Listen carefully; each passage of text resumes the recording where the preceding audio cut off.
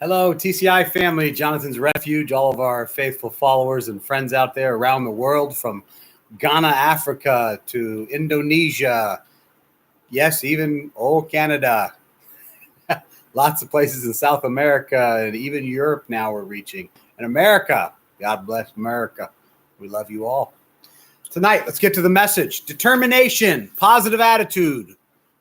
What can either conquer you or what you can conquer.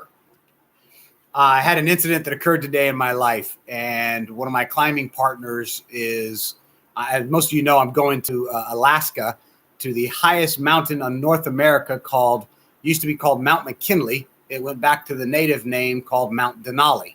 It is the highest mountain in North America. It is in Alaska, and it is 20,300 feet in change. And it is a deadly mountain. There is no joke because there's no drive up to the trailhead. First is you got to get dropped off by a plane that lands on a glacier. No airstrip, just lands on a glacier with skis. And then you get out, and then you got to traverse 6 miles on a glacier, which a lot of people fall through the glacier into crevasses. So you got to be roped up with teams. And if you make the 6 mile track up the glacier, then you get to the second base camp. And then you get to the third one, and then you're off that glacier. And now you just got to deal with winds that on an annual basis can go as high as 185 miles an hour. You got to pick the right weather window, and you got to have the right team. There's certain parts up top there when you're up at that 20,000, 18,000 foot level where you only get about 3 feet or so of a ledge to walk on. And on one side, it's a straight 6,000 to 8,000 foot straight drop. On the other side, it's not so bad. It's only a couple thousand, around 3,000 foot drop. Like that's going to matter. Either way, you're dead. And so it can be also between 20 and 40 degrees below zero. So it's and there's no, if you're out there, you're in serious trouble. There is no lifeguard to say, Uncle, I need help. And I lost one of my expert guides today due to some issues. I've got files all on my desk here. These are all mountains that I'm either climbed, or climbing in the next 8 months. And just this one alone is the one in Denali, and it's got maps and it's got every kind of information you could imagine. I've got videos and I've got books and I've got experts that I speak to on this. Some would say, no, if you lost one of your best guides, you should stop. Don't do it. And my reply is hogwash. I'm a man that conquers anything and everything I set my heart to do. Now, most of you know I've had multiple strokes, multiple heart attacks. But when I had the strokes, I was completely immobilized. They were going to pull the plug, and I was able to start barely moving a finger to let them know I'm alive. And then after they realized I was alive, they're like, well, he's never going to be anything. He's going to be, he's not going back to a normal life. This guy's going to be if he's lucky, he'll get in a wheelchair. Well, I got to a wheelchair, and they're like, there you go, bud. That's the best you're going to be. And I said, BS. I'll be in a walker pretty quick. And they just laughed at me. Well, I got in the walker. Oh, it's a miracle. No, it wasn't a miracle. I guess you could call it a miracle. It was a miracle that I didn't listen to all the naysayers. Do you guys got any naysayers in your life? You shouldn't invest in your own company. You shouldn't build. Just play it safe. Work 9 to 5. You at least got your bills covered. Don't try to go and do something major. Save all your money. I love my brother. He's dead now. He had a few $1 million, about $3 million in liquid cash. And, he's Jewish, and they used to call him the Jew because he never spent a dime. And he loved that idea. Like he would tell people, I'm a Jew. I don't spend money. And I feel bad. He had this huge list of things he always wanted to do. What good did all that money do him? Sat in the accounts, sat in his investments, his real estate. All that's great. He died. It's gone. And he never lived a life after he went into retirement. Played a couple rounds of golf, met with friends, took 1 or 2 trips, and that's it. You see, I see so many people tell me, you travel so much and you live like this amazing life. Yeah, because I've died 3 times, and I know something. You don't know when your death date is. Neither do I. And I'm not going to be that guy at 60 or 50, and everyone's like, man, he's coming close to retirement. Do you know how many people I know that tell me they were waiting for retirement for the husband and wife to go do all their stuff, and then one of them died? That sucks. But whose fault is it? It's our fault. Nobody's fault but ours. And it's an attitude. It's a mindset.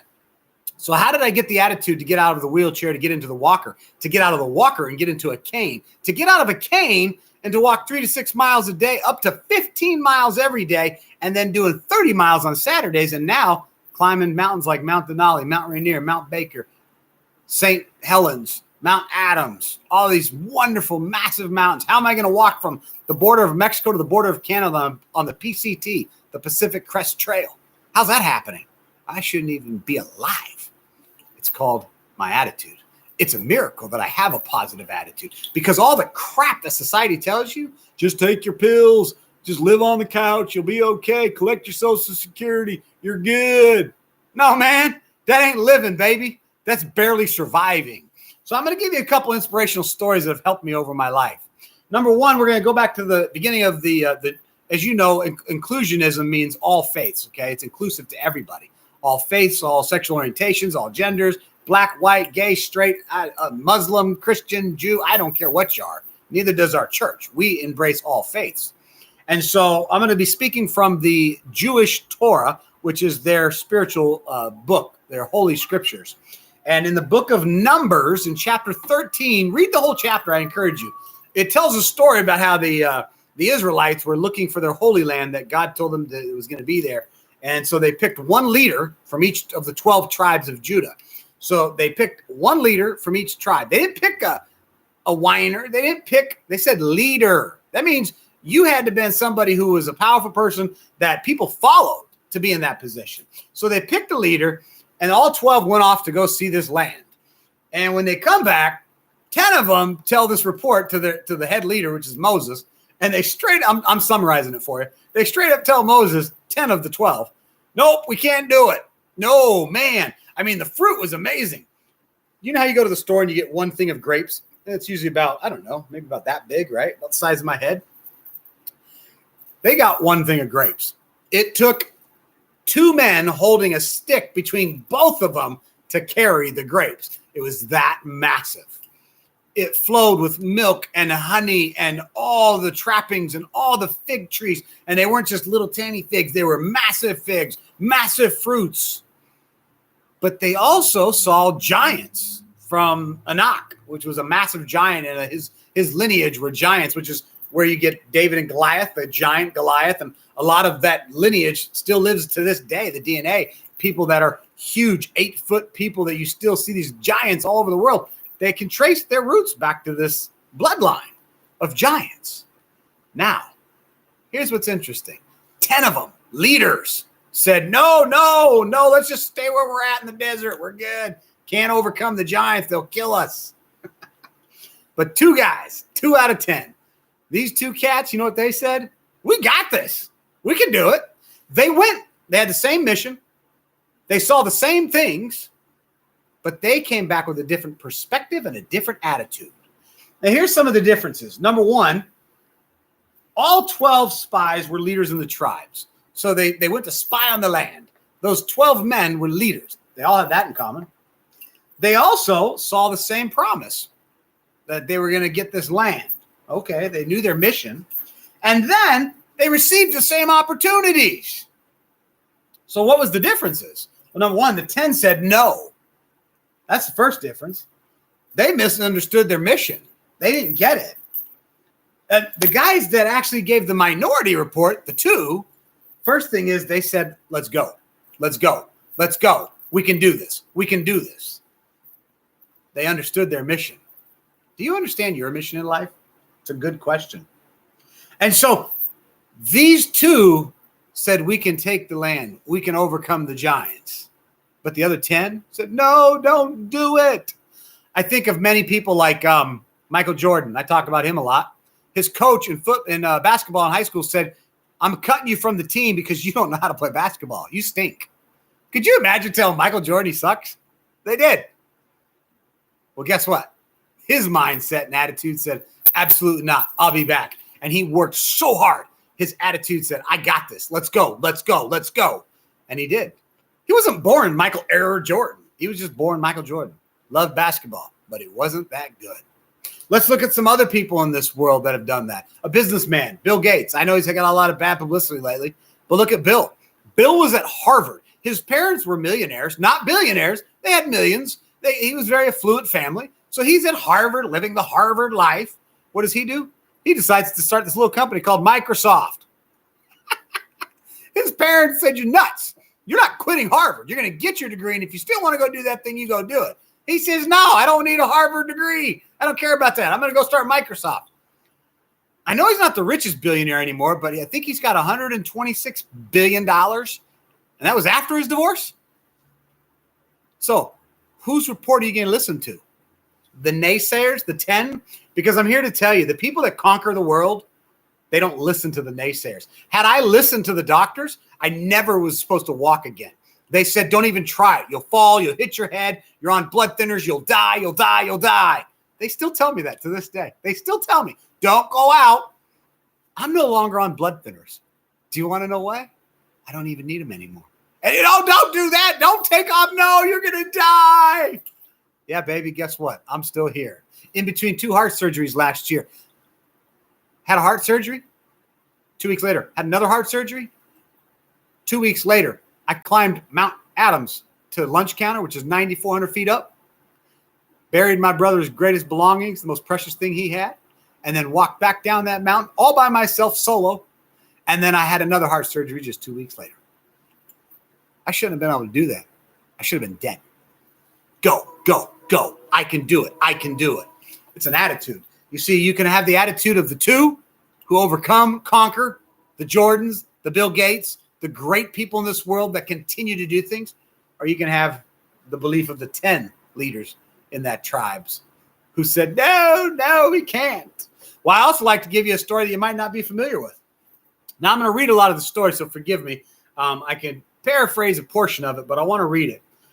This story happened a long time ago, and this story means a lot to me because I have a man in our ministry at Jonathan's Refuge who's watching this tonight. And Ty, for those that don't know, Ty was in a fire, and his hands are gone. He doesn't have hands, okay? There's no fingers, they're just nubs. And this young man has an attitude of go, go, go, go, go. And I would like to believe part of that is from our ministry, but that's for him to determine. But let me share with you a similar story that I know Ty will find inspirational. One morning, there was an old-fashioned schoolhouse, and it caught fire. And the people in the town came to that schoolhouse. Unfortunately, to put it out, they found a child in it who was burned badly. From his waist down, it was so bad, the doctors told his mother, he's not going to make it. And then when the kid heard this, the kid said in his head, "I am determined I'm not going to die. I will not die." And a miracle happened. He didn't die. He had a mindset that I won't die. And the doctors told his mother he's going to die. But he said, "I won't listen to that. I'm not going to believe the report of the 10. I'm going to be the 2 that say I can do it. Go, go, go." So the kid lives. And the doctors tell the mother, "Well, just so you know, he's going to be in a wheelchair forever, the rest of his life." Literally, his legs were so badly burned, they were just like twigs just flopping. They had no muscle. They couldn't be moved, nothing. So he goes home and he's in a wheelchair. And this brave boy, when he gets home, his mother had him in the wheelchair, and she wheeled him out one day to the yard. And the doctor said, "You're never going to walk again. That's not even possible." Well, this little boy, he ended up throwing himself out of the wheelchair. His mom was in the house. He threw himself down on the ground, and he crawled to the end of the yard, to the fence, all the way to the fence. Now, when he did this, here's what happens. He then stood up and he took stake by stake, holding himself and letting his 2 nub legs, which had no muscles and couldn't hold him, but he pushed with his upper body weight, and he wobbed along that whole fence. And he did this over and over, day after day after day, until slowly he wore a path around the whole yard along the fence. And those little nubs on his legs started to walk, started to gain a little muscle. And it went over and over. And there was nothing more in life that he wanted to do than to develop his legs. Through this daily message that he put into from his brain to his legs, his iron persistent, by the way, his resolute determination, he not only did that, he not only stood up, he not only walked haltingly, but he walked by himself. And I love the end of this story here. I'm going to read it to you. Still later in Madison Square Garden, this young man who was not expected to survive, who would surely never walk, who could never hope to run, this determined young man, his name was Dr. Glenn Cunningham, ran the world's fastest mile. Forgive me for this vulgarity, but when someone tells you you can't do it, tell them to go to hell. Because that's what I tell people. You can't go to Denali. You just lost one of your best guides. Go to hell. I'll be on Denali. You can't walk again. Go to hell. I'll walk again. I'll run. I'll beat it. I will overcome it. You can't do that. You had cancer. You can't do that. You're an inmate. You were an ex-con. You were, anyone's telling you whatever. You can't do that. I got a friend of mine who's a bad drug addict, but he's fighting for his life. And I keep telling him, you tell every person when they tell you, you're a drug addict, you can't do that. Watch me. Watch me. Go, go, go. Have a mindset that I'm not a drug addict. Have a mindset that I am a sober man. Have a mindset that meth does not control me. No, but you don't understand. Don't tell me I don't understand. Stop it. You don't understand. Stop being the 10 wusses who couldn't see through their fear. You say, well, that's easy for you. You have no fear. Folks, you don't know me. Do you know why I climb mountains? Because I'm terrified of falling. Terrified. I get up on the ridge and I start shaking. My knees start quivering. I start breaking out in a sweat. I want to turn around and run as fast as I can. But I say, no, I will not back down from my fear. I will face everything and rise. Fear stands for F-E-A-R. Face everything and rise. What are you doing with your fear? Are you tucking your tail between your legs and running? I'm just a drug addict. That's what I am. Good example you are for your family. Good example you are for your friends. Good example you are for you. What a sad life. Well, I'm just a criminal. So was I.